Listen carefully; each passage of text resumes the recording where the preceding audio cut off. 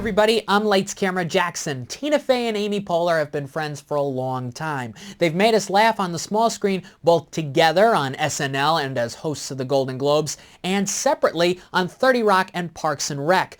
But their big screen pairing as sisters is easily one of the year's biggest wastes of time. It's clear from the first 5 minutes that this project was simply an excuse for these two to work together again, and I bet they had a great time goofing their way through this ultra-bland comedy. It's the rest of us who suffer. Nearly everything about Sisters is unimaginative and unfunny, from the title to such a basic story that a third grader could have written the script, with help from an adult to insert all the foul language, drug references, and sex jokes.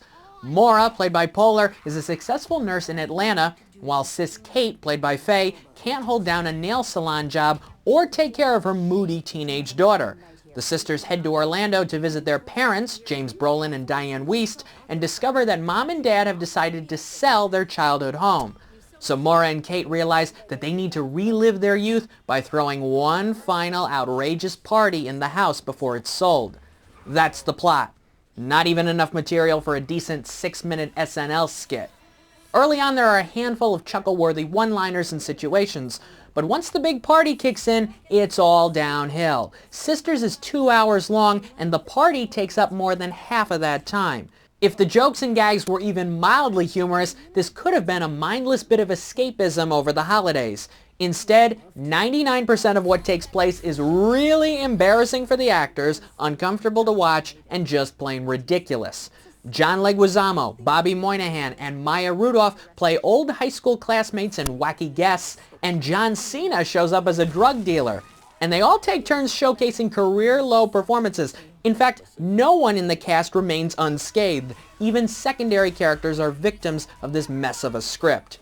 There are pointless attempts to insert heart into the predictable finale, and of course, closing credits bloopers. Always a desperate sign that the producers, Fey and Poehler among them, realized the movie they made isn't funny, but they're hoping to leave the audience laughing with outtakes. Problem is, even these aren't good. Nope.